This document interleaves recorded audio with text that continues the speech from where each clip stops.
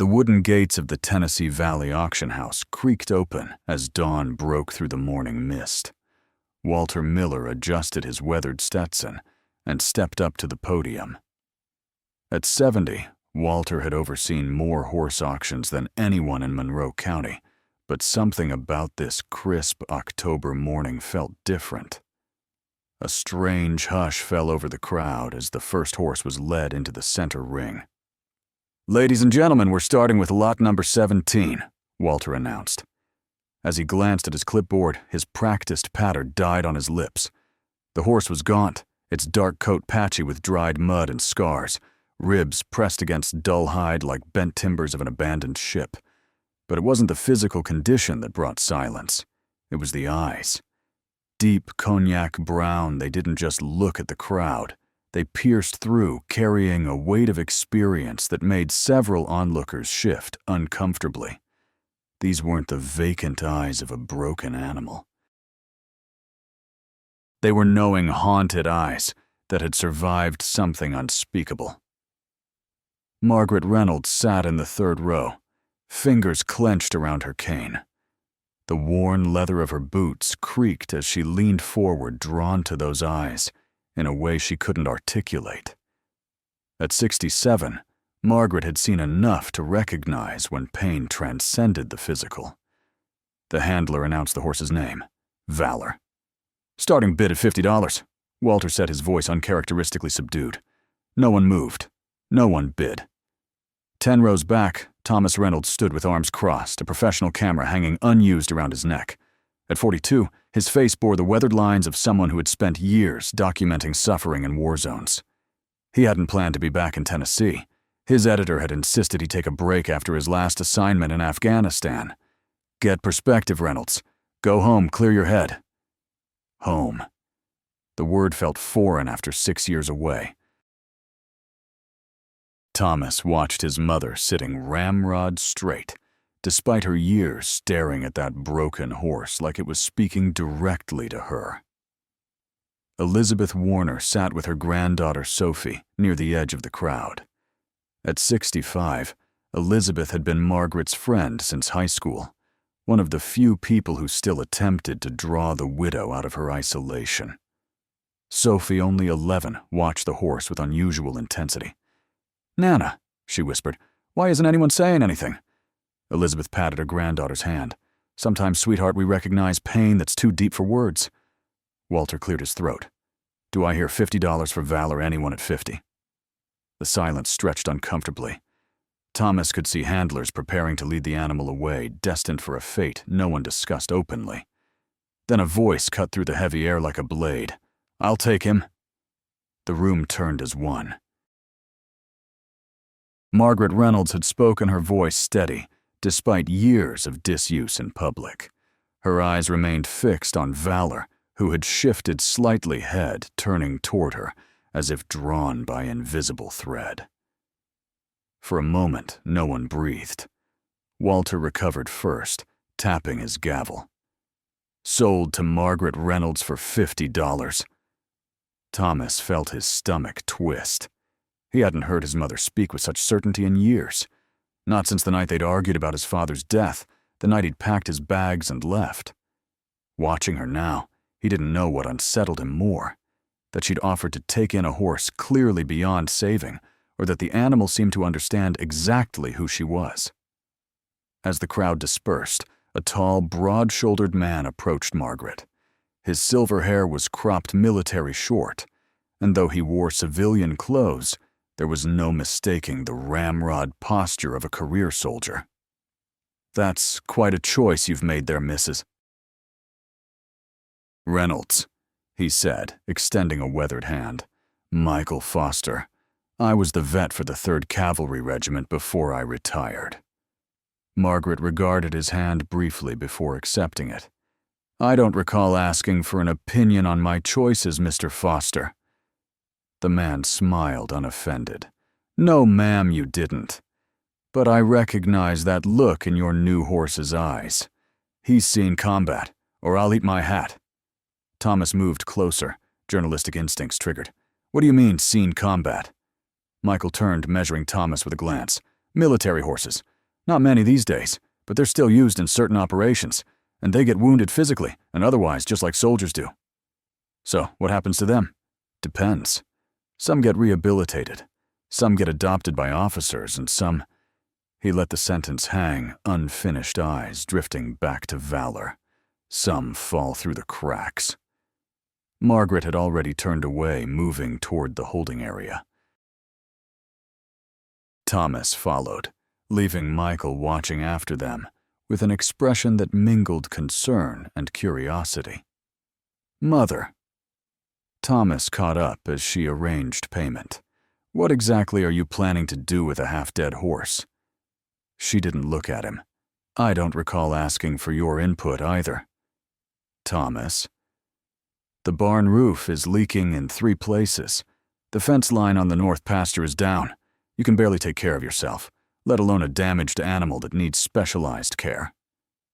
Margaret pocketed her receipt and finally faced her son. Her eyes, so like his own, were sharp, despite the new lines that framed them. "Some things are worth the trouble they bring," she said quietly. "But you'd have to stick around longer than a weekend to understand that." The words landed with precision, finding the old wound between them. Thomas felt familiar anger rise, but something else with it. A flicker of shame he hadn't acknowledged in years. As Margaret moved toward the loading area, Thomas noticed Michael helping the handlers prepare Valor for transport. The vet spoke in low, calm tones, his movements deliberate and gentle. "I could take a look at that roof for you," Michael said without looking up as Thomas approached. "Supposed to rain next week." "Why would you do that?" Now Michael looked up, his gaze steady. "Because that horse deserves a fighting chance, and he won't get it if your mother's barn collapses on his head." Before Thomas could respond, Margaret returned with the transport papers. "They'll bring him out to my trailer," she said, noticing the tension between them. "Is there a problem?" "No problem," Michael answered easily. "I was just offering to help with some repairs. Retired life gets boring sometimes." Margaret studied him warily. "I manage just fine on my own, Mr. Foster. Michael, please. And I don't doubt it, ma'am. But that horse, he's going to need more than one person in his corner." For a moment, Thomas thought his mother would dismiss the offer outright. She'd grown increasingly isolated after his father's death, pushing away neighbors until only Elizabeth made regular visits. But something in Michael's straightforward manner seemed to bypass her usual defenses. "You can come by tomorrow," she finally said. "I make no promises about accepting help, but I won't run you off with a shotgun." "That's all I ask," Michael replied with a slight smile. The trailer ride back to the Reynolds farm was silent, except for the occasional rattle behind Margaret's old pickup. Thomas followed in his rental car, keeping a careful distance. He told himself it was just to make sure she got home safely. The truck was almost as old as he was. But the truth was more complicated, wrapped in memory of his father's face, his mother's silence after the funeral, and the suffocating weight of a small town where everyone thought they knew your business. Valor didn't make a sound during the entire drive. He stood perfectly still, as if being moved didn't matter. Thomas checked his rearview mirror periodically, half expecting to see his mother pulled over with a broken-down truck. Instead, he saw only dust trailing behind her vehicle, steady and determined as the woman herself. The Reynolds farm came into view as they crested the final hill, 140 acres of rolling Tennessee countryside that had been in the family for 3 generations. Once thriving, it now had the unmistakable air of a place being reclaimed by nature. The white paint on the farmhouse peeled, the front porch sagged, and several outbuildings looked one strong wind from collapse. Yet there remained a stubborn beauty. The oak trees lining the long driveway stood sentinel, their branches creating dappled shadows across the gravel. The maple near the barn blazed in autumn glory, and the distant Smoky Mountains provided a backdrop that no neglect could diminish. Margaret parked near the barn and stepped out slowly. Thomas watched as she approached the trailer, opened the latch, and waited. After a long pause, Valor stepped out on his own. No force, no rope, just quiet consent. Thomas felt his chest tighten. The horse moved with strange dignity despite his injuries. He followed Margaret toward the barn without resistance, head held neither high with spirit nor low with defeat, but in a middle space that spoke of endurance. "The stalls aren't safe," Margaret said as Thomas approached, first acknowledgement that she'd noticed him following her home. "I'll keep him in the mudroom tonight." Thomas glanced at the barn's sagging doorframe and had to agree. "You're bringing a horse into your house." "I've brought stranger things home," Margaret replied, humor briefly animating her features. "Your father once found a fox kit with a broken leg, had it living in a box by the stove for 3 weeks. The casual mention of his father startled Thomas. Margaret rarely spoke of Robert Reynolds anymore, as if saying his name might conjure his ghost. Inside, Margaret cleared out the small mudroom near the kitchen, laying down towels and blankets. The space wasn't large, but it was dry and warm. Valor entered without hesitation, his hooves making a soft sound against the wooden floor. "He needs water feed and medical attention," Thomas said, surveying the horse's condition under clearer light. The ribs were more prominent, and what he'd taken for mud patterns revealed themselves as scars, some old others pink with recent healing. "I'm aware of what he needs." Margaret filled a metal bucket with water and placed it within Valor's reach. "There's clean oats in the pantry. The blue container." Thomas found himself following her instructions without argument, struck by how quickly they'd fallen back into patterns of his childhood, his mother giving directions, him carrying them out.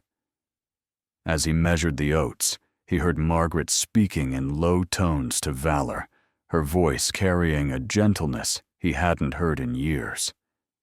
"You're safe now," she was saying. "No one's going to hurt you here." The simple declaration hung in the air between them all, horsewoman and the prodigal son in the doorway with a bucket of oats, unsure of his place in this strange tableau. As evening approached, Thomas sat on the porch steps, staring at his phone. 3 missed calls from his editor in New York, 2 texts about the photo series he was supposed to be developing, 1 email about an exhibition in Berlin, a world away from this quiet farm with its broken fences and wounded horse, a world he'd chosen over this one deliberately and repeatedly. The screen door creaked. Margaret stepped out, drying her hands on a faded dish towel. She looked tired, the lines around her eyes deeper in the fading light.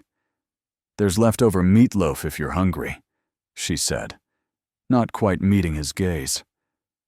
"I'm fine. How's the horse?" "Resting." Margaret lowered herself onto the porch swing that had been Robert's favorite spot. It groaned under her slight weight chains, rusty from neglect. He took some water, but wouldn't touch food yet. That's normal for a horse under stress. Thomas nodded, though he knew nothing about horses.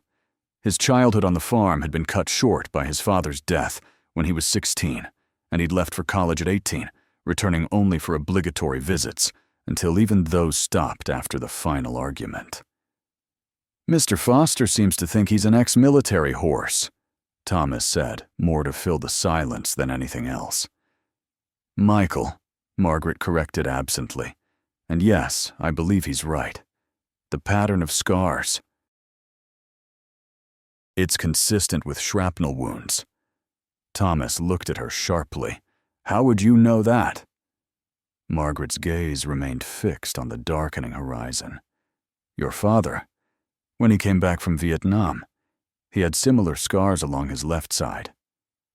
Another reference to Robert so casual it seemed accidental. But Thomas knew his mother well enough to recognize when something was deliberate. "Why did you buy that horse, Mother?" The question came out more demanding than he'd intended. Margaret was quiet for so long that Thomas thought she might not answer. When she did, Her voice carried weight that seemed to press the words into the gathering dusk. Because no one else would. Because he deserves more than to be discarded once he's no longer useful. She paused, finally looking directly at her son. Because sometimes, Thomas, the things that are the most broken are the ones most worth saving. The double meaning hung between them, neither acknowledging it directly. The sound of tires on gravel broke the moment. Headlights swept across the yard as a car pulled up beside Thomas's rental. Elizabeth stepped out carrying a covered dish. Sophie bounded from the passenger side, her energy a stark contrast to the stillness that had enveloped the porch. "Margaret Reynolds, don't you dare tell me you bought that poor creature from the auction," Elizabeth called as she approached. Despite her scolding tone, there was warmth in her voice and a smile playing at her mouth. "Hello to you too, Elizabeth," Margaret replied dryly. "I brought chicken and dumplings, and don't bother pretending you've eaten a proper meal today." Elizabeth handed the dish to Thomas as she climbed the porch steps. "Good to see you back, stranger. Your mother didn't mention you were visiting." "It was unexpected," Thomas admitted, accepting both the dish and the pointed comment. Sophie had already dashed past them, heading for the door. "Where's the horse? Can I see him?" "Sophie," Elizabeth called after her. "Mind your manners." Margaret raised a hand. "It's all right. He's in the mudroom, Sophie. But be very quiet and gentle. He's had a hard day." Sophie nodded solemnly, slowing her pace as she disappeared into the house. Thomas followed, curious to see how Valor would react to the child. In the mudroom, Sophie stood perfectly still just inside the doorway. Valor had settled onto the makeshift bedding legs folded beneath him. His head came up at their entrance, those remarkable eyes assessing the newcomers with quiet intensity. "He's beautiful," Sophie whispered. Thomas wouldn't have chosen that word, not with the horse's protruding ribs, dull coat, and scars. But looking through Sophie's eyes, he could almost see it. The dignity in the animal's bearing, the intelligence in his gaze, the perfect curve of his neck, despite everything. "Can I sit with him?" Sophie asked, looking up at Thomas. Before he could respond, Margaret appeared in the doorway. "You can sit there," she said, pointing to a spot against the wall a few feet from Valor. "Don't approach him directly. Let him decide if he wants to acknowledge you." Sophie followed the instructions, precisely settling cross-legged against the wall. She didn't speak, didn't try to touch or engage. She simply sat, her presence offered without demand. To Thomas's surprise, after several minutes, Valor shifted slightly, turning his head toward the girl. There was no dramatic moment of connection, no Hollywood transformation, just a small acknowledgement, one wounded soul recognizing another's gentle offer of company. Later, after Elizabeth and Sophie had gone home with promises to return the next day, Thomas found himself unable to sleep in his old bedroom. The walls still held faded posters from his teenage years, rock bands, and movie franchises long forgotten. It was like sleeping in a museum, dedicated to a person he no longer was. Around midnight, he gave up and went downstairs for tea. As he passed the mudroom, he noticed the door ajar, soft light spilling from within. Peering inside, he saw Margaret seated on the floor beside Valor, a battery-powered lantern casting long shadows. She was reading aloud from a battered paperback, her voice low and rhythmic.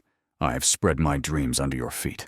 Tread softly, because you tread on my dreams." She closed the book. Yates Thomas recognized and sighed. "Your previous owners didn't tread softly, did they?"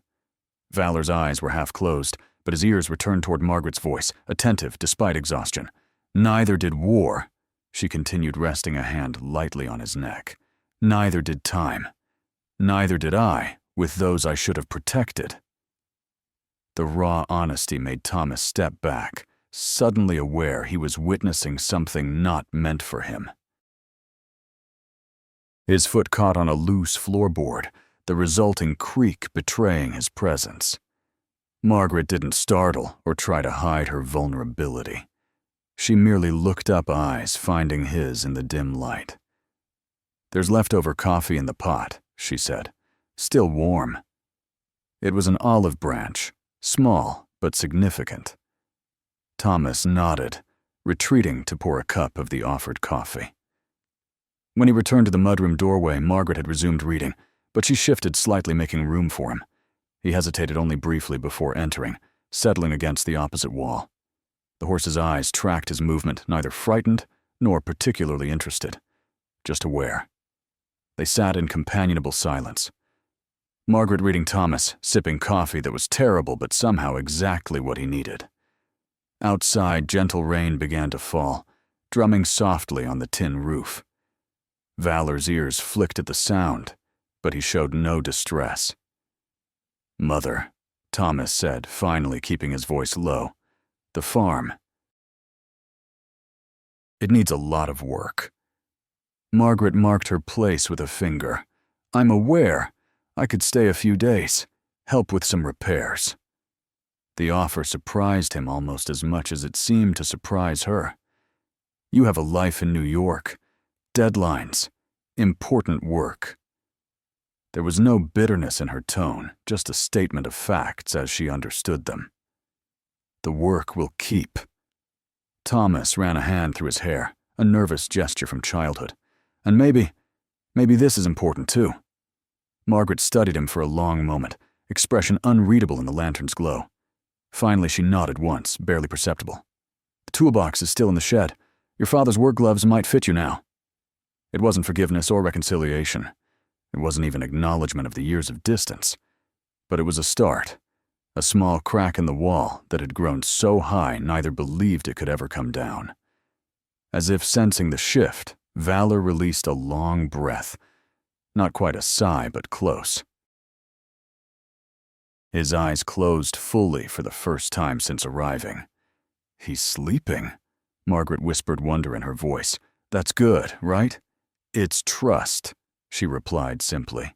"The beginning of it anyway." Morning arrived with the harsh blare of a car horn. Thomas jolted awake on the living room couch, disoriented by the familiar yet strange surroundings. Fresh coffee smell drifted from the kitchen, along with his mother's muted movements.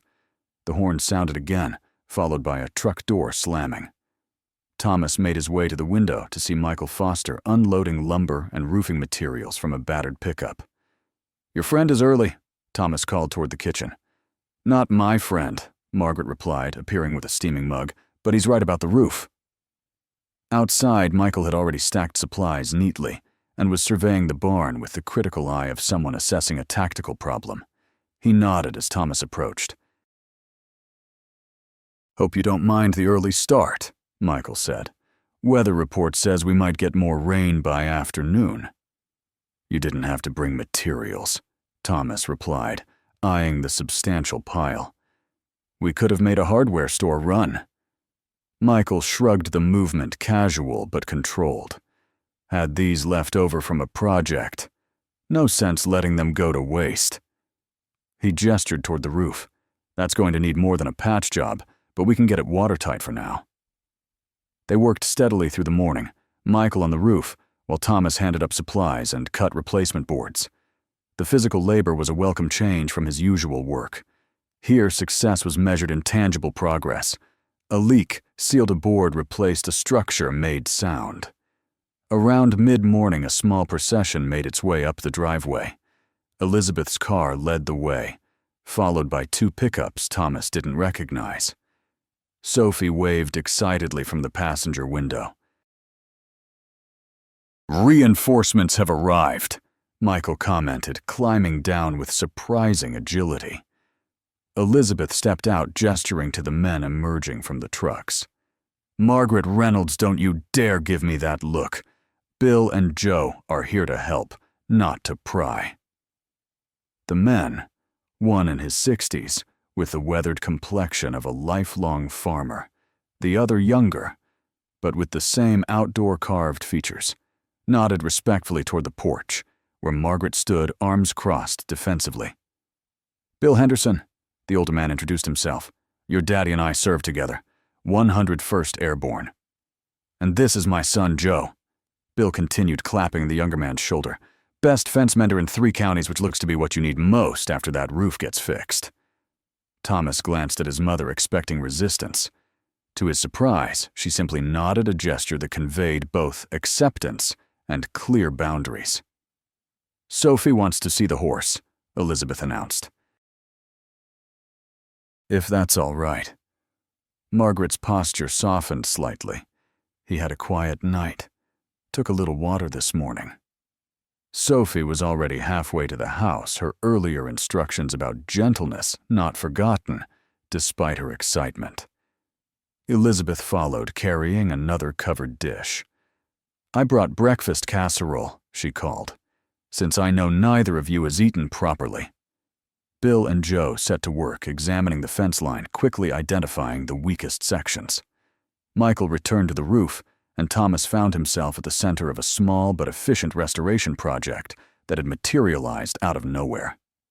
Mother doesn't usually accept help easily, he said to Bill as they walked the perimeter of the north pasture.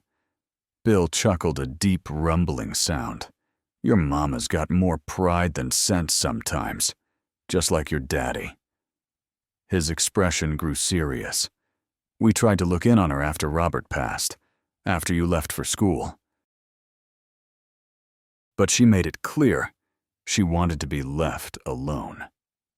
And now, Thomas gestured to the impromptu work crew, now she's got a horse that needs her, Bill said simply.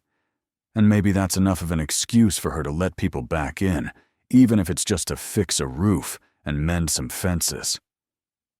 The wisdom struck Thomas deeply. He'd spent years interpreting his mother's isolation as rejection, of him, of help, of life itself. But perhaps it had been something else, not pushing away but withdrawal born of pain too great to articulate. Inside the house, Sophie sat cross-legged in the mudroom, a respectful distance from Valor but clearly enthralled. The horse had accepted a small amount of feed that morning, Margaret reported quietly to Elizabeth as Thomas entered. He's remembering how to be a horse again, Elizabeth observed. Just like you're remembering how to have people around. Margaret shot her friend a sharp look, but there was no real heat behind it. I don't recall asking for a psychological evaluation. Comes free with the breakfast casserole, Elizabeth replied cheerfully. Sophie hadn't moved, but her attention was focused on Valor, who had shifted to better observe her. There was something contemplative in the horse's gaze, as if puzzling out a complex equation. He has sad eyes, Sophie said, but not scared eyes anymore. The observation seemed to please Margaret. That's a good way to put it. Outside, dark clouds gathered on the horizon. Michael secured the last section of repaired roof, announcing, that should hold against whatever's coming, but the barn still needs structural work before it's safe to house the horse. As the group prepared to leave, Thomas noticed a subtle change in his mother's demeanor. The rigid defensiveness had softened, replaced by something that, while not quite warmth, at least allowed for the possibility of connection. Elizabeth, Margaret said as her friend gathered her things. Thank you. The simple acknowledgement meant more than the words themselves. Elizabeth smiled, squeezing Margaret's hand. You do the same for me. You have done the same for me. As the last vehicle pulled away, leaving only Michael's truck in the driveway, the first drops of rain began to fall, harbingers of the storm to come. You should get going too, Margaret said to Michael, before it gets worse. Michael glanced at the darkening sky. Think I'll stick around a bit longer. Just want to check that roof's holding in a real downpour. It was a thin excuse, and they all knew it. But Margaret merely nodded, accepting the offer without comment. Inside, Thomas found Sophie still sitting with Valor. Nana says we have to go before the storm gets bad, she reported sadly. But I told Valor I'll come back tomorrow. Margaret knelt carefully beside the girl. I'm sure he'll look forward to that. Sophie beamed. I think he just needs to know he's not alone anymore, she said with the simple certainty of childhood. Sometimes, that's the scariest thing, thinking no one understands. The observation, so innocent yet profound, seemed to strike Margaret with physical force. She blinked rapidly, hand moving to cover her heart. Yes, she said quietly. That's often the scariest thing of all. After Sophie and Elizabeth departed, the rain began in earnest. Thomas checked the mudroom ceiling for leaks, but found none. The house at least was sound. Valor had grown restless with the storm ears flicking at each rumble of thunder. Margaret sat with him, speaking in low, reassuring tones.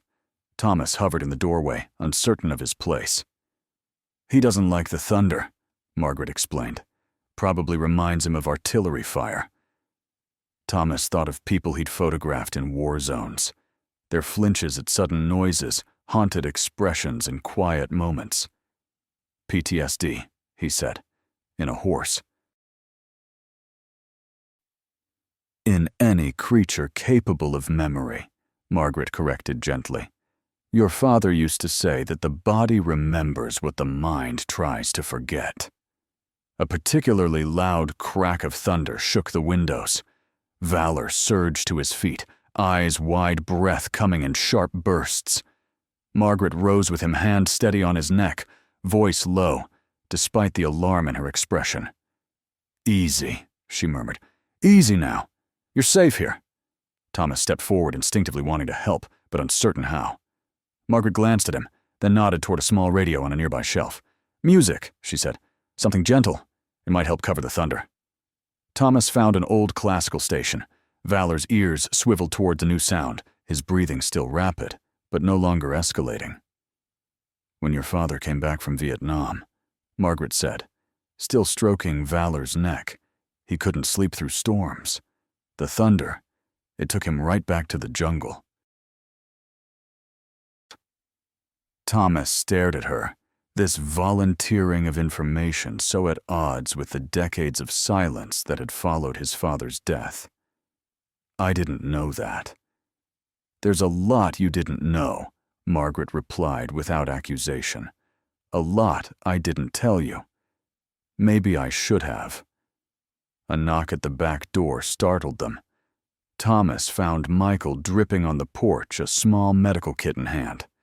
Thought the horse might need sedation if the storm gets worse, he explained. Military horses are usually bomb-proof, but if he's been through trauma, thunder can be a trigger. No sedation yet, Margaret decided after evaluating Valor. I want him to learn he can get through this without drugs, that it's possible to feel fear and still be safe. Michael nodded, setting his kit aside but remaining present. The three maintained a quiet vigil as the storm raged outside. Margaret murmuring reassurances, Thomas adjusting the radio when the signal faded, Michael occasionally offering observations about Valor's improving condition. In this strange tableau-wounded horse, withdrawn mother-estranged son and unexpected ally. Thomas felt something shift within him. For the first time in years, he was exactly where he needed to be, doing exactly what needed doing. No deadlines, no war zones, no desperate search for meaning through his camera. Just this moment, this storm, these people and a horse with eyes that had seen too much, but still held capacity for trust. As the thunder receded and Valor's breathing steadied, Margaret looked up at Thomas, really seeing him for perhaps the first time since his return. You look like him, she said softly. Your father, when he was being gentle. The words were a gift offered without expectation. Thomas accepted them in the spirit given a small bridge across the chasm of years. I'd like to hear more, he said, about him, about those years. Margaret nodded, her hand steady on Valor's neck. Tomorrow, she promised. We can start tomorrow. And in that simple commitment to a future conversation, Thomas felt the first genuine hope since returning to the farm, that perhaps like the horse they had somehow collectively adopted, the broken pieces of his relationship with his mother might yet find a path toward healing. I'll continue with part 2 as requested. The morning after the storm dawned clear and crisp, the kind of Tennessee autumn day that painted the hills in shades of amber and gold, so vivid they almost hurt the eyes. Thomas stood on the porch, coffee mug in hand, watching as Michael systematically examined Valor in the makeshift paddock they'd created yesterday. The horse looked different in the morning light. Still thin, still scarred, but somehow more present. His eyes tracked Michael's movements with cautious awareness, rather than the hollow stare of the auction. A small victory, but Thomas was learning to appreciate those.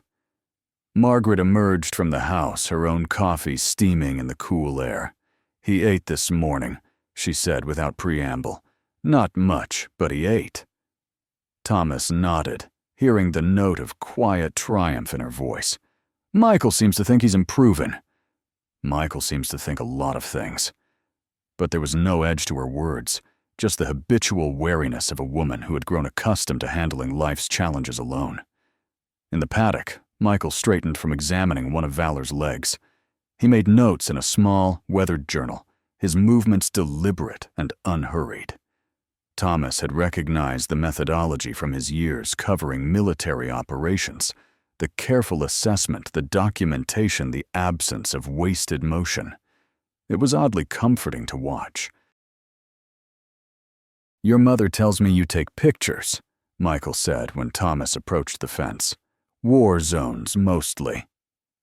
Thomas leaned against the weathered post. "That's right." "Seen your share of trauma, then?" It wasn't a question, and Thomas didn't treat it as one. He simply nodded, watching as Michael gently palpated Valor's shoulder, noting the horse's reaction. "This boy here," Michael continued, "he's got shrapnel scars consistent with an IED. Probably Afghanistan, though I couldn't say for certain. They use horses in the mountain regions where vehicles can't go." And after they're wounded, Michael's hands moved with practiced efficiency over the horse's flank. "Depends. Some units have pretty good veterinary support. Others?" He shrugged. "War's got a way of making animals and people expendable." The parallel wasn't lost on Thomas. He thought of the civilians he'd photographed, the ones who became statistics in reports, but whose eyes had held stories no caption could capture. "Can he recover?" Thomas asked, surprising himself with how much he cared about the answer. Michael stepped back, giving Valor some space. "Physically, with proper care, most of these wounds will heal. He'll always carry the scars, but he can be sound again." He glanced toward the house where Margaret was sorting through a bin of old horse supplies on the porch. "The rest is trickier. Horses, remember, they carry fear in their bodies, just like people do. But it's possible. It's always possible." Michael closed his notebook. "Healing's not just about medicine. It's about safety, consistency, patience. Sometimes it's just about having someone who refuses to give up on you." Before Thomas could respond, the sound of an approaching vehicle drew their attention. Elizabeth's car appeared around the bend of the driveway, but this time she was alone. No Sophie in the passenger seat. "Morning," she called, climbing out with 2 large paper bags in her arms. "I come bearing groceries and gossip in that order." Margaret's eyebrow raised slightly. "Gossip? Word spreading about your new acquisition." Elizabeth handed one bag to Thomas and carried the other toward the house. "Half the county's talking about how Margaret Reynolds bought the saddest-looking horse at yesterday's auction." Thomas could see his mother stiffen. People should mind their own business. "People rarely do," Elizabeth replied cheerfully, "especially when it's the first interesting thing to happen around here since Joe Henderson's prize bull got loose and ended up in the high school gymnasium last spring." Despite himself, Thomas felt a smile tug at his lips. Some things about small towns never changed. "What exactly are they saying?" Margaret asked, following Elizabeth into the kitchen. Thomas trailed behind, curious, despite his own general disregard for local opinion. He'd learned long ago that small towns had long memories and longer tongues. Elizabeth began unpacking the bags, fresh bread, eggs, vegetables, and what appeared to be homemade preserves. "Well, Diane at the diner says you've lost your mind taking in a horse that's one step from the glue factory." She placed a jar of peach preserves on the counter with deliberate care. "Harold at the feed store thinks it's just like a woman to get sentimental over a broken-down nag." Margaret's mouth tightened, but she said nothing as she helped unpack the groceries. But Elizabeth continued, her voice softening. Pastor William said it reminded him of that parable about the shepherd leaving the 99 to find the one lost sheep. And Sarah Jameson, you remember her. She lost her son in Iraq 3 years ago. She asked if she could come by sometime. Said she'd like to meet your horse. Something in Margaret's expression shifted. Thomas couldn't quite name it, not softening exactly, but a momentary vulnerability quickly masked. "He's not a petting zoo exhibit," she said finally. "Of course not," Elizabeth agreed. "But he might not be just for you either." The words hung in the air between them, carrying a weight that Thomas could sense, but not fully understand. There was history here, decades of friendship, that had weathered storms he knew nothing about. Michael appeared in the doorway, knocking politely on the frame, though the door stood open. "I've given him a basic antibiotic injection for those infected cuts. Nothing too strong, just enough to help his system fight back. And I've left some medicated feed supplement on the porch. Mix a scoop with his grain twice a day." "I can pay you for that," Margaret said immediately. Michael shook his head. "Consider it my contribution to the cause."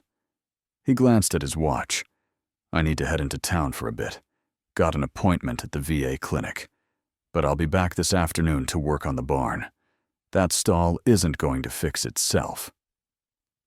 After he left, Elizabeth turned to Margaret with an expression that mixed triumph and amusement. "See? Not everyone thinks you've lost your mind." "Just most people," Margaret replied dryly. But Thomas could see the faint relaxation in her shoulders, the subtle acknowledgement that perhaps she wasn't as alone in this endeavor as she might have believed. While the women continued unpacking groceries, Thomas stepped back outside, drawn again to the paddock where Valor stood. The horse had moved to the corner nearest the kitchen window, as if maintaining awareness of where Margaret was, despite the walls between them. It was a small thing, but telling. Thomas retrieved his camera from the rental car. He hadn't felt the urge to photograph anything since arriving, too preoccupied with the awkwardness of homecoming, the weight of old tensions. But now he found himself framing shots almost instinctively. Valor against the backdrop of the weathered barn. The contrast of scarred hide against the vibrant autumn foliage, the way the morning light caught in those intelligent, wary eyes. He photographs well. Thomas hadn't heard his mother approach. She stood a few feet away, arms crossed against the morning chill, watching him work with an expression he couldn't quite decipher. "He has presence," Thomas replied, lowering the camera. "Even broken down, there's something dignified about him." Margaret nodded. "Your father would have said he has an old soul." She paused, then added more quietly. "Robert always believed animals carried wisdom. People were too busy to notice." It was the perfect opening the moment to ask about his father, to begin the conversation she'd promised last night. But before Thomas could form the words, a truck appeared on the driveway, followed by another, and then a third. Bill Henderson climbed out of the first vehicle, raising a hand in greeting. Joe emerged from the second, already reaching for tools in the truck bed. From the third, 3 more men appeared, all roughly Bill's age, all bearing the weathered look of men who worked outdoors for a living. "Hope you don't mind the extra hands," Bill called as they approached. "Boys and I figured we could get that barn shored up in a day if we all pitched in." Margaret's posture had gone rigid again. "I don't recall asking for a construction crew." Bill seemed unfazed by her coolness. Didn't figure you had Margaret. But a storm like last night's got more coming behind it, according to the weather service. That horse of yours needs a proper shelter, and that barn needs more than a patch job to be safe." One of the other men stepped forward, hat in hand. Thomas might not remember me. Sam Winters. I used to fish with your daddy back when you were knee-high to a grasshopper. Still got that pond stocked with bass if you ever feel the urge. Thomas had only the vaguest recollection of the man, but he nodded and extended his hand. "Good to see you again, sir." "We brought lumber," another of the men added. "Got it at cost from my cousin's mill. Better quality than what you'd find at the hardware store." Margaret looked like she might still object, but Elizabeth had emerged from the house and swiftly took command of the situation. "Well, since you gentlemen are here to work, I suppose I'd better put on a pot of coffee." She turned to Margaret. "And don't you dare tell these men to go home when they've come all this way to help. Your pride can take a day off Margaret Reynolds." For a moment, Thomas thought his mother might argue. Instead, something in her seemed to yield not surrender exactly, but a deliberate setting aside of resistance. "The coffee's already on," she said finally, "and there's a toolbox in the shed that hasn't seen much use lately." The men nodded, accepting this as the closest thing to welcome they were likely to get, and moved toward the barn with the efficient purpose of those accustomed to physical labor. Thomas found himself drafted into the work crew, assigned to help Joe measure and cut replacement boards for the stall dividers. There was something soothing about the repetitive work, the simple clarity of a task with visible results. No ethical ambiguities, no layers of geopolitical complexity, no desperate faces looking into his lens with expectations he couldn't possibly fulfill. Just wood nails and the gradual transformation of a decrepit structure into something solid and functional. By mid-morning, the work had fallen into a rhythm. The older men tackled the structural repairs, reinforcing load-bearing beams and replacing rotted supports. Joe and Thomas focused on the interior spaces, rebuilding the stalls, with an eye toward safety and comfort for an animal that might be easily spooked. Occasional bursts of laughter drifted from the house where Elizabeth had apparently corralled Margaret into baking something that filled the air with the scent of cinnamon. It was strange how quickly the farm had transformed from a place of decay and isolation to this hive of purposeful activity. Stranger still how natural it felt, as if the land itself had been waiting for this revival. Around noon, Elizabeth appeared with a large thermos of coffee and news that lunch would be ready shortly. "Margaret's made enough food to feed an army," she announced, though she'd rather die than admit she's grateful for the help. Bill chuckled. Some things never change. Her daddy was the same way. Stubborn as the day is long, but fair to a fault. "Thomas," Elizabeth continued, "why don't you check on Valor while I finish setting up? Margaret's been watching him like a hawk all morning, but she's finally gotten distracted with cooking." Thomas nodded, setting down his hammer and making his way to the paddock where Valor had retreated to a shady corner. The horse watched his approach with cautious attention, ears forward, but body tense. "Hey there," Thomas said quietly, stopping a respectful distance from the fence. "Quite a commotion today, huh? Probably more action than this place has seen in years." He wasn't sure why he was talking to the horse. It wasn't as if the animal understood the words. But there was something in those eyes that seemed to follow the cadence of human speech, a quality of attention that invited conversation.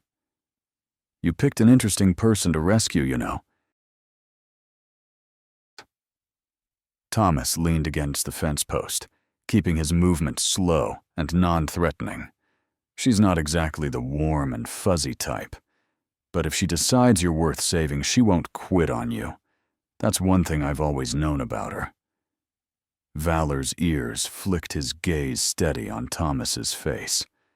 "My father was the talker in the family. Always had a story, always made friends wherever he went. She was the quiet one, the steady one." Thomas surprised himself with the flow of words, memories surfacing that he hadn't examined in years. After he died, she just stopped, like she'd used up all her words and didn't see the point in finding new ones. The horse took a single step forward, then stopped, as if testing both Thomas and himself. I didn't know how to reach her. Maybe I didn't try hard enough. It was easier to leave to find places where the silence made sense, because everything was broken. Thomas ran a hand over the weathered fence rail. War zones are honest. You know, nobody pretends things aren't shattered. Here, everyone just acted like we should go on like before. Like there wasn't this huge hole where he used to be. Valor took another step, bringing himself close enough that Thomas could see the network of scars across his shoulder, the places where his coat had begun to dull with age. I think she sees herself in you, Thomas continued softly. All those scars, nobody talks about all that silent endurance. Maybe that's why she couldn't leave you there. To his surprise, Valor extended his neck, slightly nostrils flaring as he took in Thomas's scent. It wasn't exactly trust, more like assessment, a gathering of information. But it was contact, freely offered, and Thomas remained perfectly still, letting the horse determine the parameters of their interaction. After a moment, Valor withdrew again, moving back to his corner with the unhurried pace of an animal conserving energy. But something had shifted between them. Not friendship exactly, but the first tentative acknowledgement of shared space. Lunch is ready, Elizabeth's voice carried across the yard. Come and get it while it's hot. Thomas gave Valor a final glance before heading toward the house, where the construction crew was already gathering on the porch, washing up at an outdoor spigot before filing inside. The kitchen had transformed as much as the barn the table extended with leaves. Thomas hadn't known existed every available surface covered with platters of food. Margaret stood at the stove, transferring cornbread from a cast-iron skillet to a serving dish. She looked different, somehow.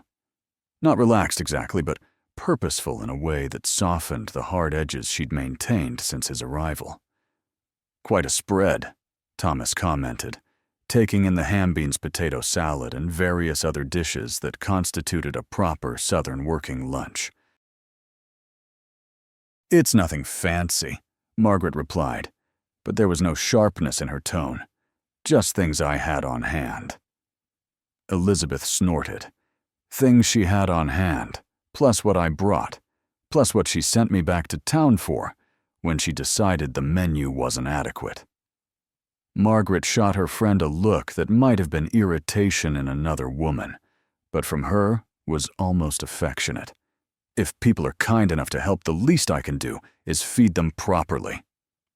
It was the closest thing to a thank you Thomas expected his mother to offer, and from the appreciative murmurs of the men as they filled their plates, it was more than sufficient. Conversation flowed easily around the table talk of weather patterns and cattle prices, local politics, and high school football.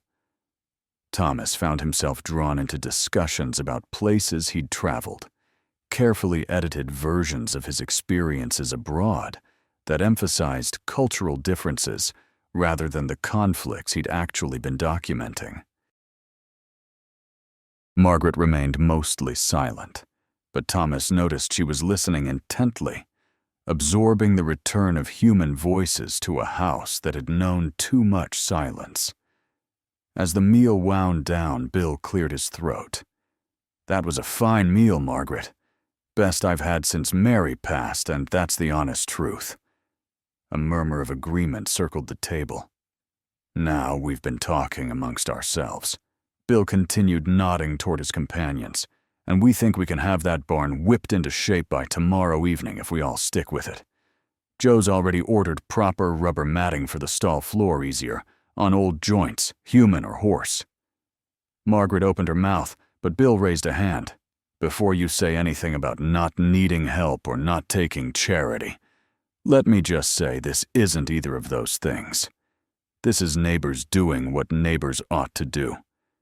Robert would have done the same for any one of us, and did more times than I can count.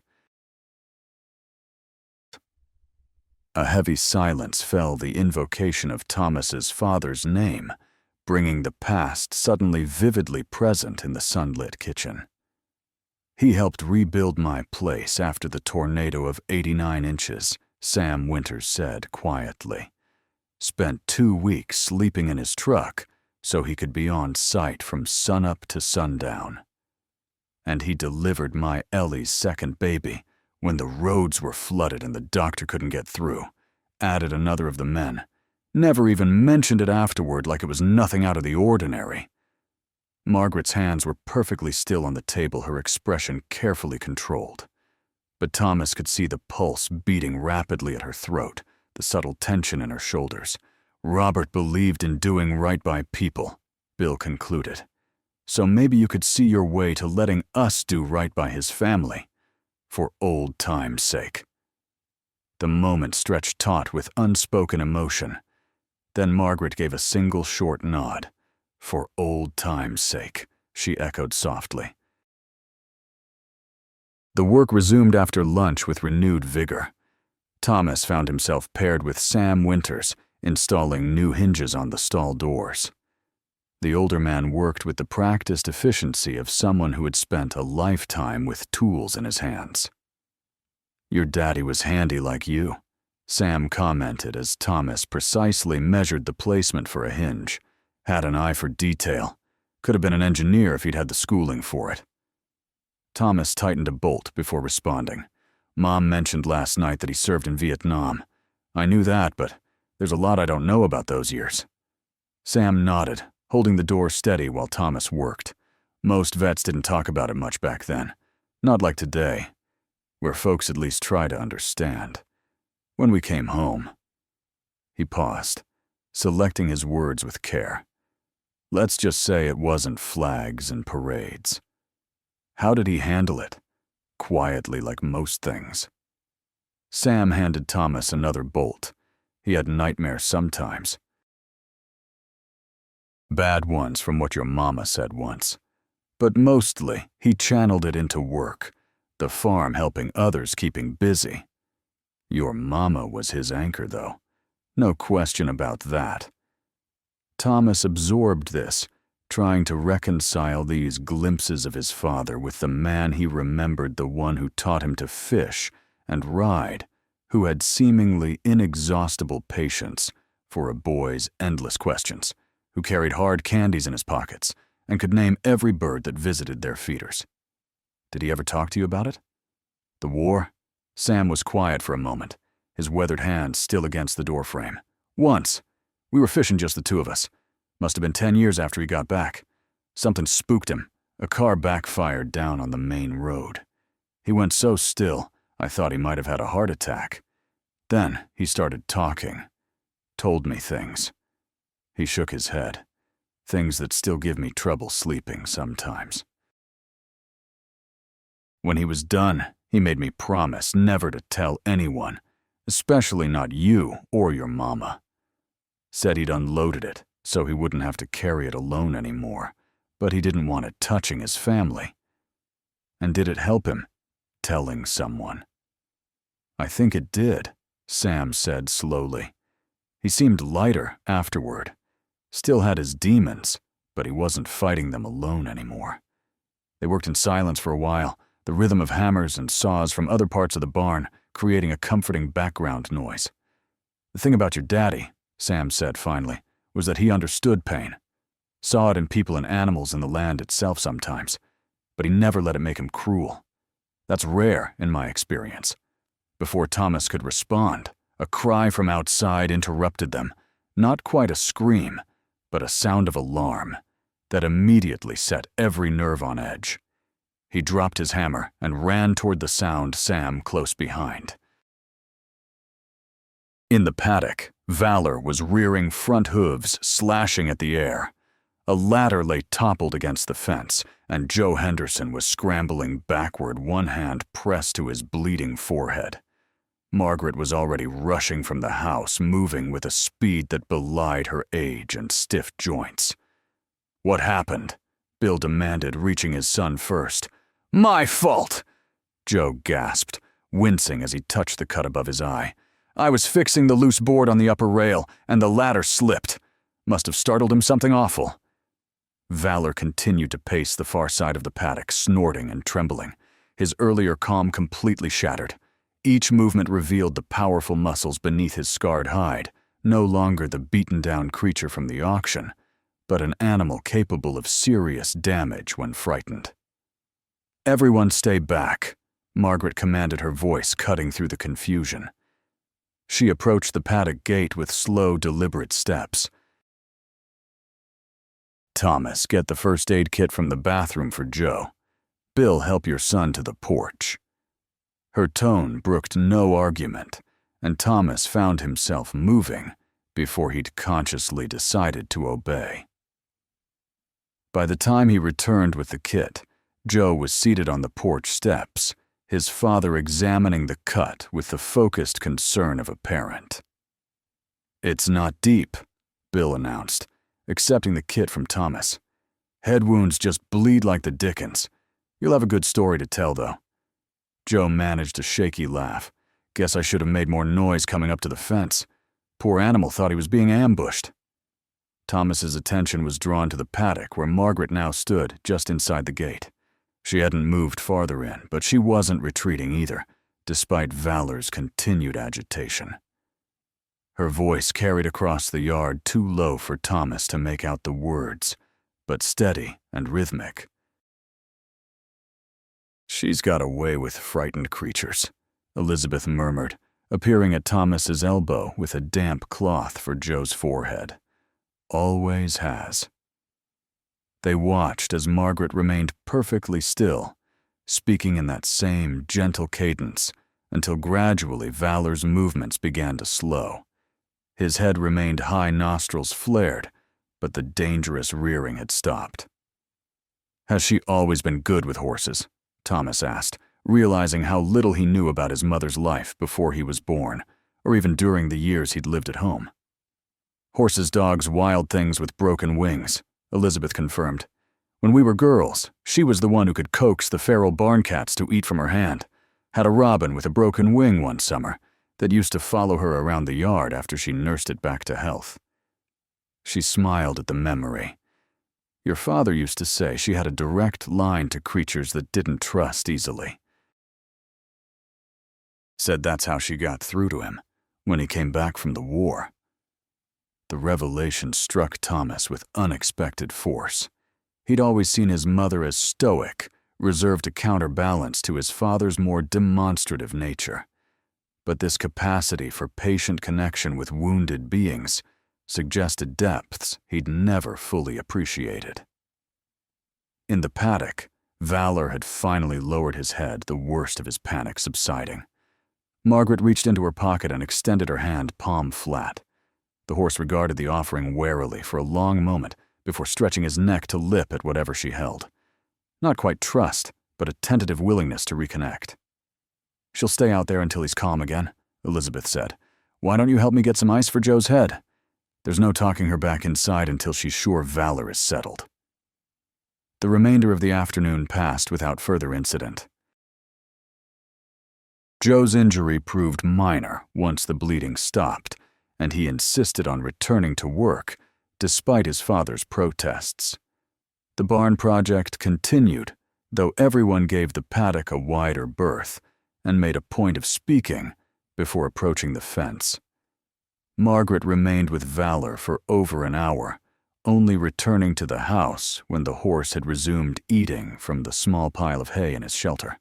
She looked tired, but composed, the crisis resolved through patience rather than force. By late afternoon, the transformation of the barn had progressed remarkably. The roof was now completely sealed against weather, the support beams reinforced, and 2 stalls had been rebuilt to modern safety standards. The men had worked with the focused efficiency of those accustomed to collective effort, each finding his role without the need for extensive direction. As the sun began its descent toward the western hills, Bill called a halt to the day's work. "That's enough for now," he announced. "We'll pick up again tomorrow morning and finish the electrical. Sam's bringing his tools for that." He did a stint as a lineman before he retired. The men gathered their equipment, accepting Margaret's grudging thanks, with the casual grace of those who neither expected nor required extensive gratitude. Plans were made for the following day, specific tasks assigned a rhythm established that seemed to draw on patterns of community cooperation that predated Thomas's absence. As the trucks pulled away down the driveway, Michael's pickup appeared around the bend, the two vehicles exchanging honks of greeting as they passed. He parked and climbed out, surveying the day's progress with an appreciative eye. "Looks like you've had reinforcements," he commented, approaching the barn where Thomas and Margaret stood.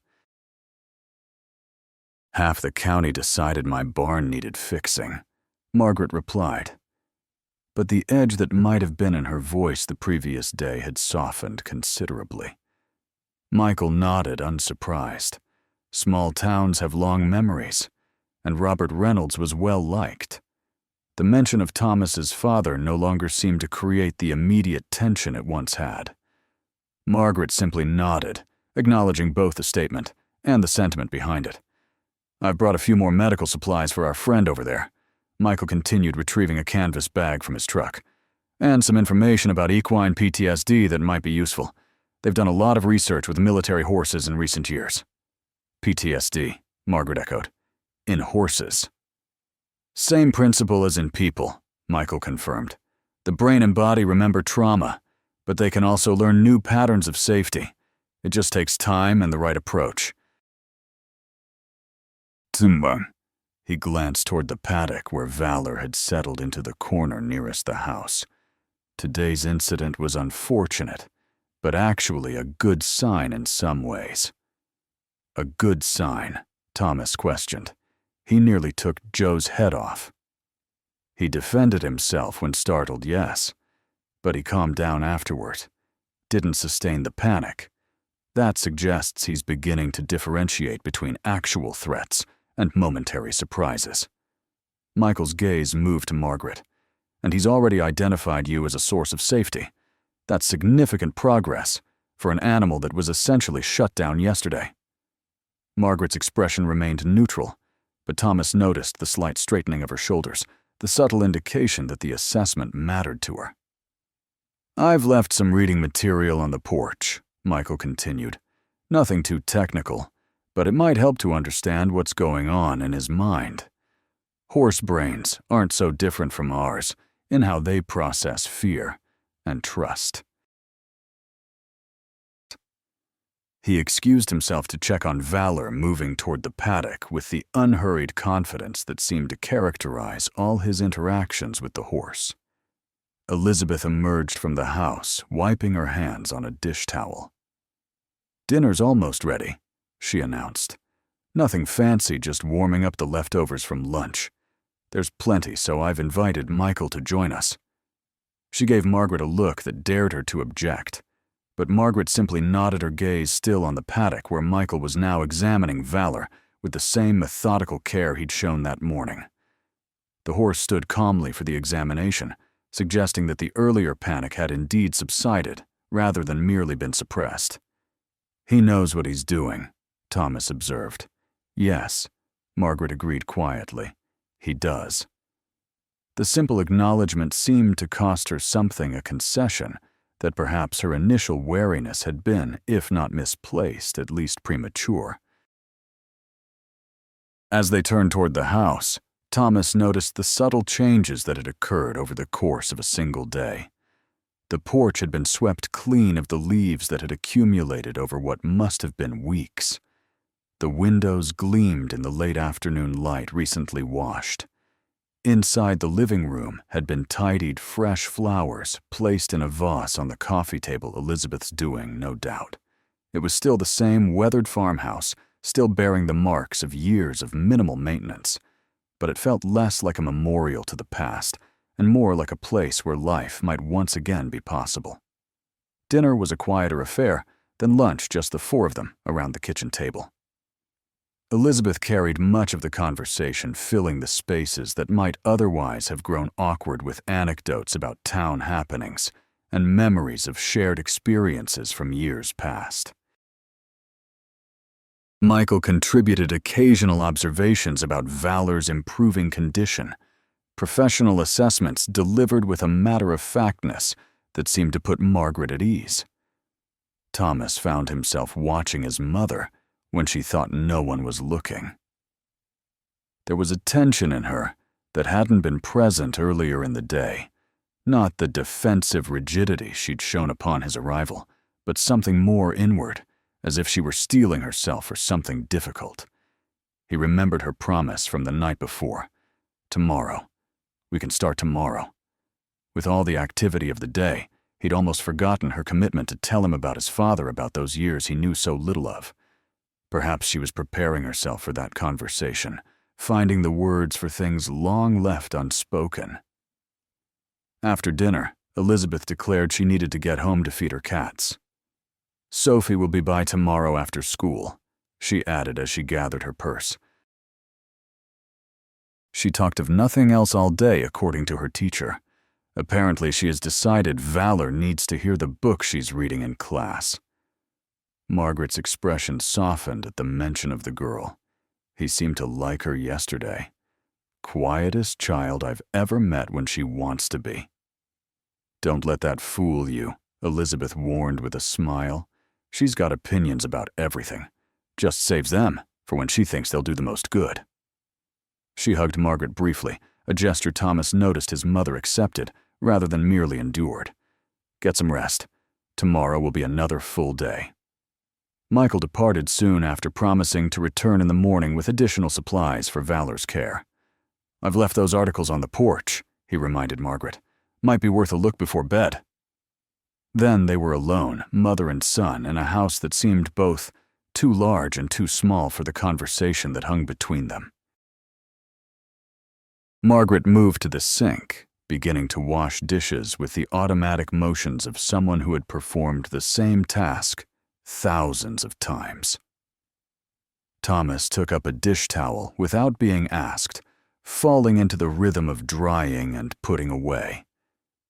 They worked in silence for several minutes, the only sounds the gentle clinking of dishes and the faint calls of night insects beginning their evening chorus outside the open window. "Your father loved this time of day," Margaret said finally, her eyes on the plate in her hands rather than on Thomas. "Called it the in-between time, not quite day, not quite night. Said it was when the world held its breath, waiting to see which way things would go." Thomas remained silent, sensing that any response might interrupt the tentative flow of memory. "He used to sit on the porch steps and just listen. Said he could hear the earth turning if he got quiet enough." She handed him the last plate, then dried her hands on her apron. "I thought it was nonsense at first, but after a while I started to understand what he meant. There's a stillness that comes just for a few minutes. You can almost feel the day letting go." She moved toward the back door, pausing with her hand on the knob. "I'm going to check on Valor once more before it gets dark. There are some things on the shelf in the study that you might want to see, if you're still interested in hearing about those years." Then she was gone, the screen door closing softly behind her, leaving Thomas with the sense that he'd been given an invitation that had cost her more than he could possibly understand. Thomas stood in the doorway of his father's study, a room he'd barely entered since returning to the farm. The space felt like a time capsule, bookshelves lined with well-worn volumes, the leather chair behind the desk cracked with age maps of the county pinned to the walls, with notes in his father's handwriting. On the shelf his mother had indicated sat a row of leather-bound books. Next to them, a wooden box with a simple brass latch. Thomas approached slowly, feeling like an intruder, despite the permission he'd been given. He chose one of the books first, carefully lifting it from its place. Opening the cover revealed a journal filled with his father's handwriting, neat but angular, distinctive as a fingerprint. The date on the first page, June 18th, 1970, 2 months after Robert Reynolds had returned from Vietnam. Thomas settled into the desk chair and began to read. The dreams came again last night, the same ones, mud and blood and Belle's voice calling for his mother. He was 19, and scared and so damn young. I keep telling myself I did everything I could. The medic said so too. But in the dreams, I always reach him too late. Thomas paused, swallowing hard. He'd known his father had served, but the raw pain in these words created a sudden connection across time. Margaret took me to the creek today. Just sat there while I stared at the water. Didn't ask questions, didn't tell me it would be okay. Just existed beside me in the quiet. I don't know why that helps, but it does. Like she's standing guard while I try to put the pieces back together. The light was fading quickly. Thomas switched on the desk lamp and continued reading, tracing his father's journey through those early months, the nightmares, the sudden rages, the shame that followed them. Doc Williams says I need to talk about it. Says keeping it bottled up will kill me. But how do I put words to things no one should have to hear? Margaret says I don't have to tell her anything I don't want to. Says she'll wait until I'm ready, even if that's never. The sound of the back door closing pulled Thomas from the pages. He closed the journal and returned it to the shelf. The wooden box remained, and after a moment's hesitation, he lifted it and brought it back to the desk.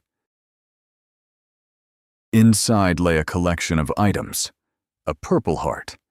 In its case, a folded American flag dog tags on a tarnished chain photographs, and beneath them, letters tied with faded blue ribbon. Thomas lifted one of the photos. It showed young men in uniform before a military helicopter. His father was identifiable in the center, younger, leaner, but with the same steady gaze. On the back, Charlie Company 1969, Belle Martinez Reynolds, Winters Cooper. Only Winters and I made it home. Sam Winters. The same Sam who had been working on the barn today, who had fished with his father for decades after the war. Thomas stared at the young faces, all impossibly young, unaware of what lay ahead. Margaret appeared in the doorway, her silhouette framed by the light from the hall. He started keeping the journals after he got back, she said. Said writing it down might help get it out of his head. He filled 23 of them over the years. Thomas carefully replaced the photo in the box. Did you ever read them? Margaret shook her head, entering the room slowly. He offered once. Said I should know what I was dealing with. But I told him he could tell me what he needed to in his own time. She lowered herself into the armchair by the window, the one where Thomas had often seen his father reading. Valor settled for the night. Michael knows his business. Showed me how to check his vital signs, what to watch for. You said last night that Dad had trouble with storms, Thomas prompted gently. Margaret nodded her gaze toward the window, though there was nothing to see but darkness. The first summer after he came home, we had a bad electrical storm. I found him in the corner of the bathroom, curled up, soaking wet because he'd tried to shower, but couldn't stay standing when the thunder started. Her hands tightened on the chair's armrests. He was shaking so hard I thought he was having a seizure. Kept saying coordinates, calling for a medic. That couldn't have been easy. A faint smile touched her lips. Nothing worthwhile ever is. She shifted in the chair. I was 22, Thomas. Just a farm girl who'd never been more than 50 miles from home. And suddenly, I was supposed to know how to help this man navigate horrors I couldn't even imagine. There were days I thought we wouldn't make it. But you did, Thomas said softly. We did, she agreed. The flashbacks got less frequent. He learned what triggered them and how to prepare. I learned when to stay close and when to give him space. Her eyes met Thomas's. He was a good man. The war didn't change that. It just gave him more weight to carry. When I was a kid, I never knew about any of this. He always seemed so steady. By the time you were old enough to notice, he'd learned to manage it better. We protected you from the worst of it. Margaret's gaze drifted back to the window. Maybe that was a mistake. Maybe we should have been more honest about what he was dealing with.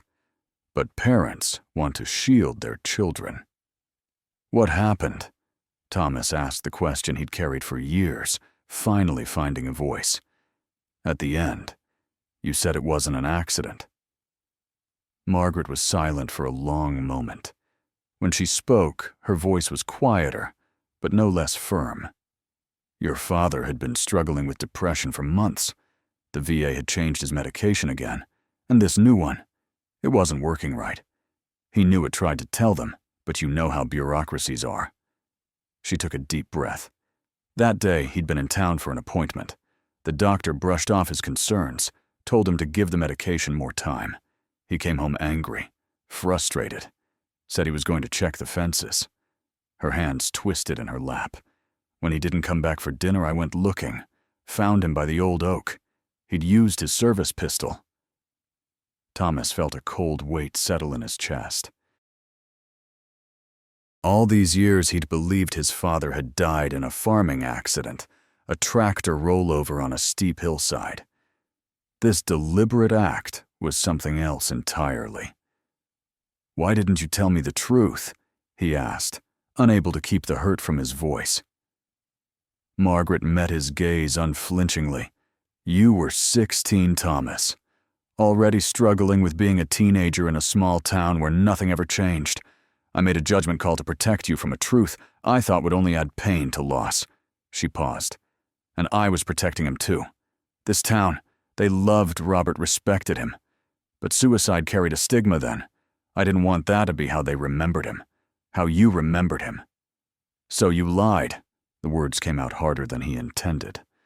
"I did what I thought was right at the time," Margaret replied, a flash of the old steel entering her voice. "I'm not saying it was the right choice, just that it was the only one I could see to make in that moment." Thomas stood, needing to move to process. He paced to the window and back.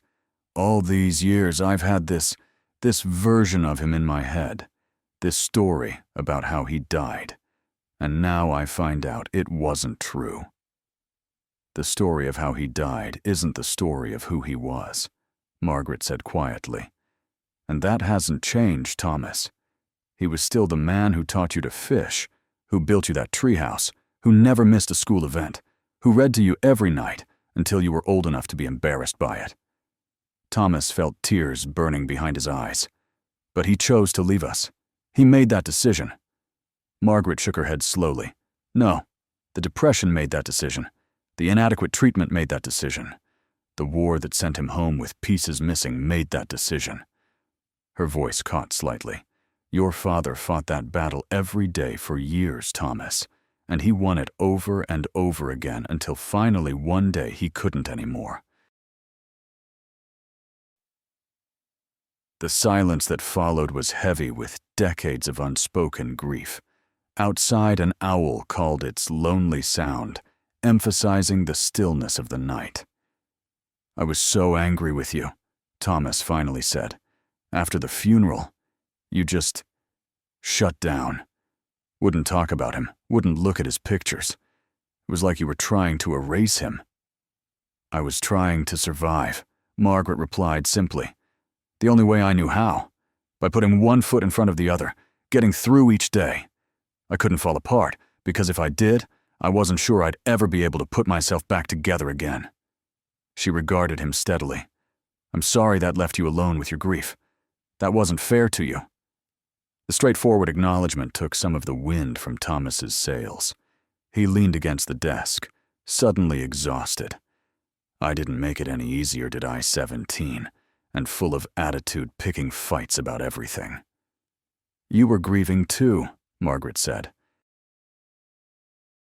"And I wasn't equipped to help you through it, when I could barely help myself."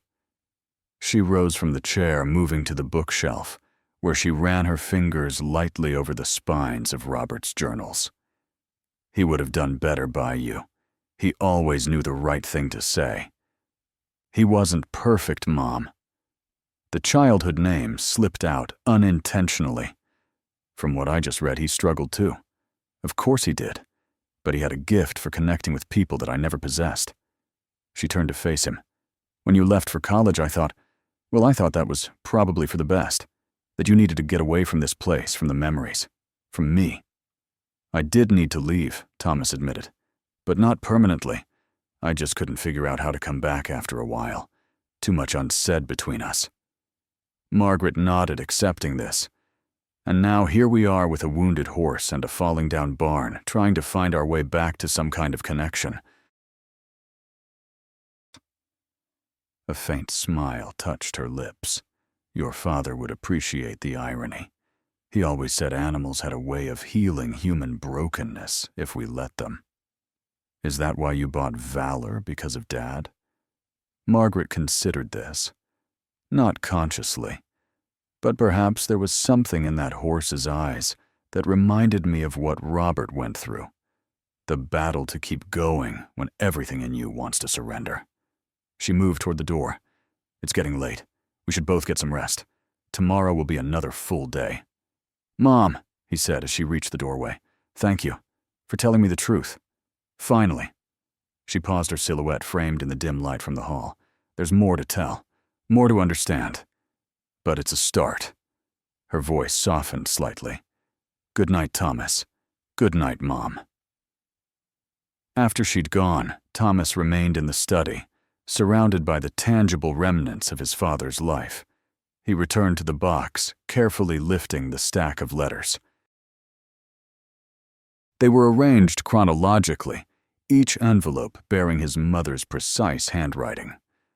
The top letter, dated September 12, 1969, was worn thin at the folds, as if it had been opened and reread countless times. My dearest Robert, the autumn colors are just beginning to show on the maples by the creek. I walked there yesterday and sat on our rock, trying to imagine you beside me. It's strange how absence can feel so physical, like something with weight and substance that I carry everywhere. I read your last letter until the paper started to tear at the folds. I know you can't tell me much about where you are or what you're doing, but please know that whatever it is, whatever you're facing, there is someone back here holding your place, keeping your home safe, counting the days until you return. I love you in ways I don't have words for. Come back to me, Robert. Come back whole. All my love. Margaret Thomas carefully refolded the letter, a lump forming in his throat.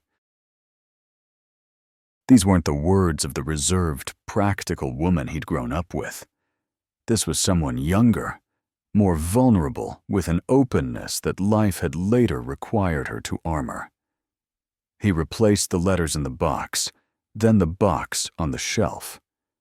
There would be time to read more, to understand more. For now, what he'd learned was enough to begin reshaping the narrative he'd carried for so long about his father, about his mother, about the complex interplay of love and trauma that had shaped their family long before he was old enough to recognize it. Morning arrived with the cheerful discord of birdsong and distant hammering. Thomas woke on the living room couch, having fallen asleep there after hours of contemplation. His neck protested the awkward position, but his mind felt clearer than it had in days. The smell of coffee drew him to the kitchen, where his mother was already dressed and moving with efficient purpose.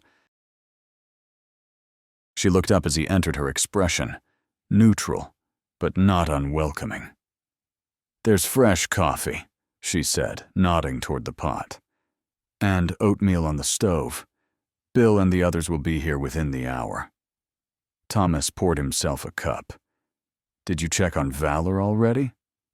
Margaret nodded, stirring something that smelled of cinnamon and apples. "He ate well this morning. Even took an apple from my hand. Michael says that's a good sign that he's beginning to associate humans with positive experiences rather than just threats or indifference. That's progress." "Small steps," she agreed, setting a bowl of oatmeal on the table. "Like everything worthwhile." The words echoed their conversation from the night before, creating a moment of connection that neither felt the need to articulate further. They ate in companionable silence, the tension that had characterized their earlier interactions noticeably diminished. As predicted, vehicles began arriving shortly after breakfast. Bill's truck led the procession, followed by 3 others. The morning had the feel of an old-fashioned barn raising, with men calling greetings and immediately falling into established work patterns. Thomas found himself caught up in the activity assigned to help Sam Winters with the electrical wiring for the barn. "Need to make sure these circuits are properly grounded," Sam explained. "Horses are sensitive to electrical current, can feel things we can't even detect. Your daddy was always particular about that." Thomas nodded, holding the light while Sam made meticulous connections. "Sam, did you know about how my father died?" Sam's hands stilled momentarily, then resumed their work. "Yes," he said finally.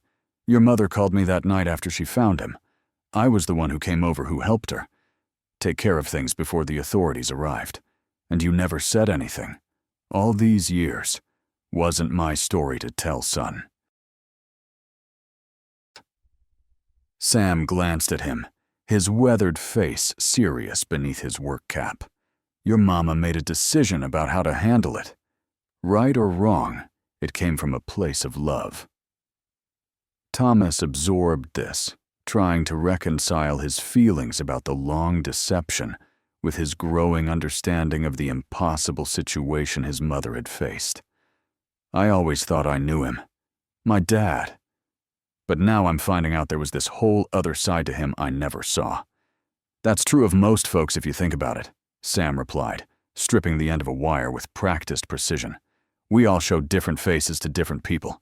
Doesn't make any one of them less real than the others." A commotion from outside drew their attention. Elizabeth's car was pulling up, Sophie bouncing excitedly in the passenger seat. As soon as the vehicle stopped, she was out and running toward the house, a book clutched to her chest. "Looks like Valor's got a visitor," Sam observed with a smile. "That girl's got away with animals. Reminds me of your mama when she was young." The comparison startled Thomas. "My mother? As a child? Oh, sure. Margaret Lawson was known for taking in every stray creature within 10 miles.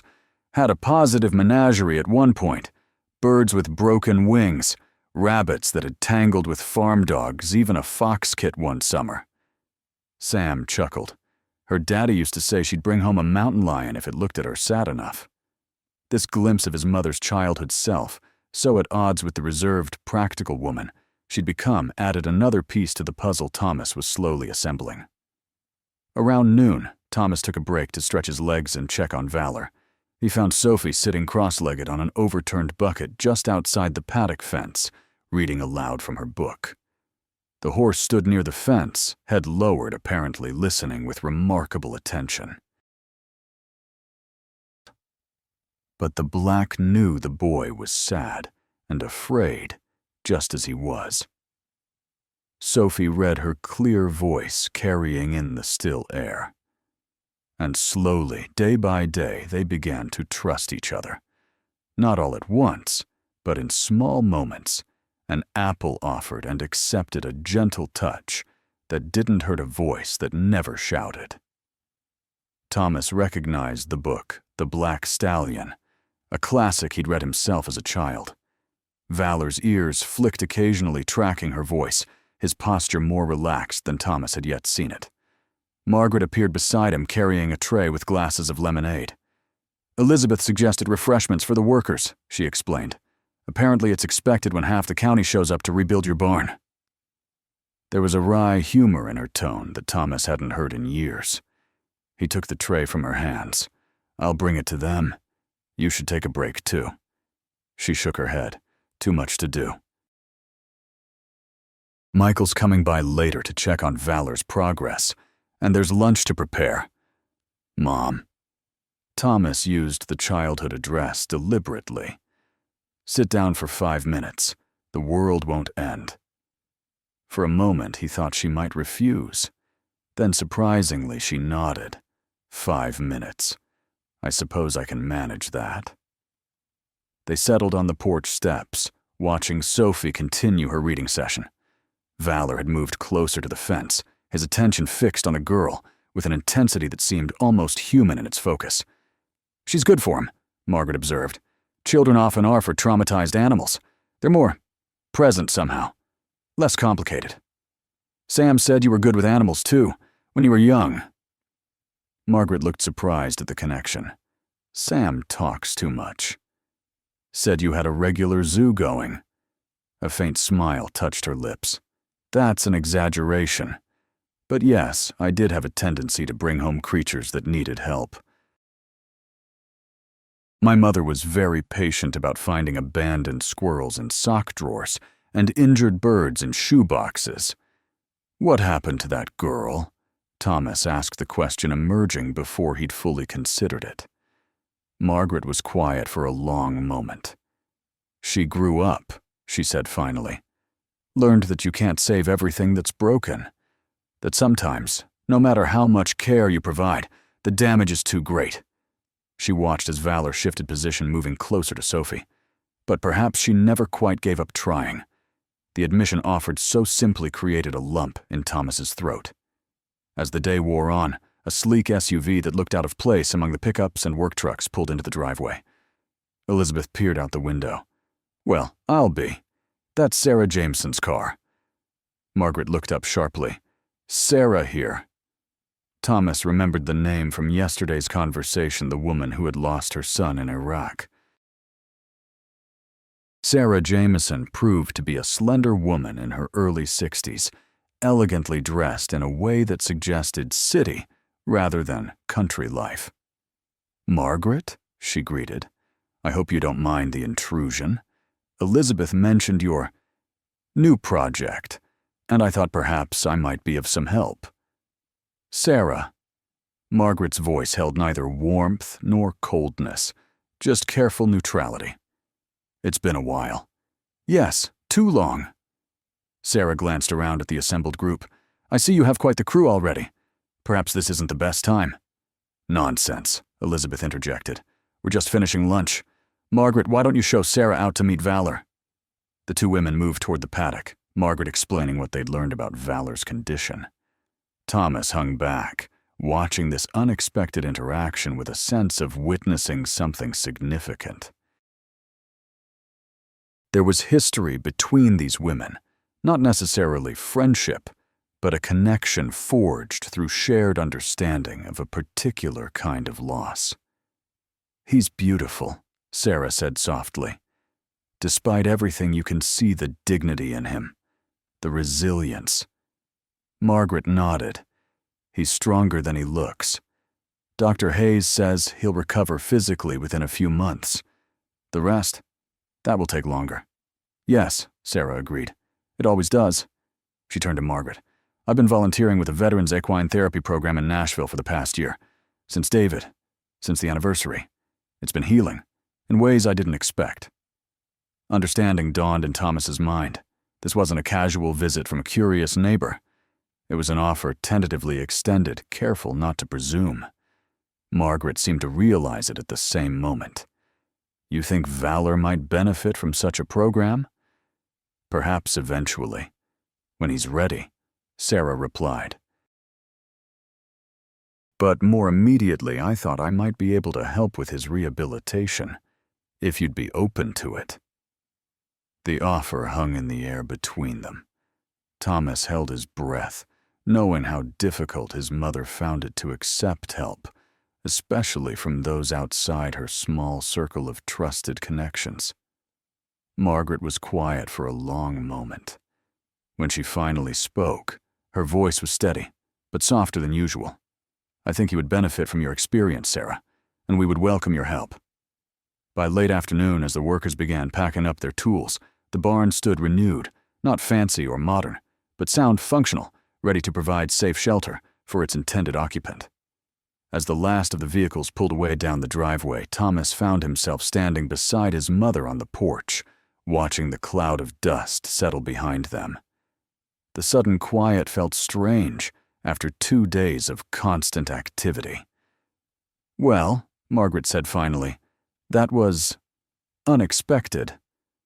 Thomas nodded. Are you okay with it? All these people, all these plans. Margaret considered the question, her gaze moving from the barn to the paddock, where Valor now dozed in the late afternoon sun, to the farmhouse that suddenly seemed more home than mausoleum. "I'm not sure," she admitted, the honesty surprising him. "It's been a long time since I let anyone in. Since I had to consider anyone else's ideas or needs. It's uncomfortable. But," a faint smile touched her lips, "but perhaps uncomfortable isn't always bad." She turned to face him directly. "Your editor's been calling. I heard your phone ringing earlier." The abrupt change of subject caught Thomas off guard. "Yes, there's a deadline for the Syria series and an exhibition in Berlin that needs my input on installation design." Margaret nodded, accepting this. "You have a life to get back to. I understand that." Thomas felt the familiar pull of competing obligations, the projects and commitments that had defined his professional identity for years, set against this newfound connection with his mother, with the farm, with the wounded horse that had somehow catalyzed it all. "I don't have to leave right away," he said carefully. "The deadlines have some flexibility, and there's still a lot to do here." "There will always be a lot to do here," Margaret replied. "That's the nature of a farm. It's never finished." "Still," Thomas persisted, "I'd like to see Valor settled in his new stall. Make sure the rehabilitation program is off to a good start. Finish going through Dad's papers." He hesitated. "Spend a little more time with you." Margaret was quiet for a moment, her expression unreadable in the fading light. "I'd like that," she said finally, the words simple, but their meaning profound.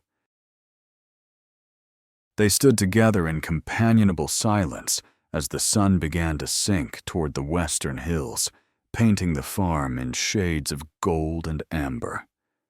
From the paddock, Valor watched them with those remarkable eyes, still carrying the shadows of his past, but now holding something else as well. Something that might, with time and care, begin to look like hope.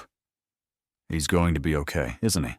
Thomas asked, not entirely sure which he meant, the horse's father's memory, perhaps even some part of himself. Margaret seemed to understand the ambiguity. "I think so," she said softly. "In time, with patience." She turned to him, the fading light catching the silver in her hair, illuminating the strength in her weathered face.